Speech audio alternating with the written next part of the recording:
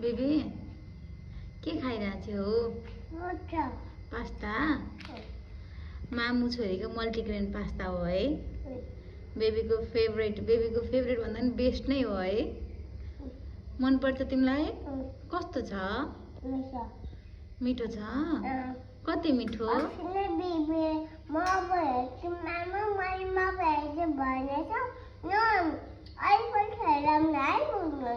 ए हो, अहिले पछि हेरौँला है भन्नुभयो। अनि बेबीले पास्ता खाने कि मोबाइल हेर्ने भन्यो भने बेबीले के भन्छ? पास्ता खाने भन्छ है। के भन्छ अरे? हेर्दैन अनि यो पास्ता खान्छु भन्छ है। बेबीलाई मन पर्छ? कति मन पर्छ? धेरै? आफै खान्छ है बेबीले। बेबी पलेटी कसेर बस्दिन्छ, खै बस्थ्यौ त? गुड।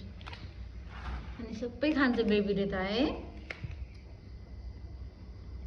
यता हाई गरिदेऊ नि त। म पास्ता फिनिस गर्छु ल भन।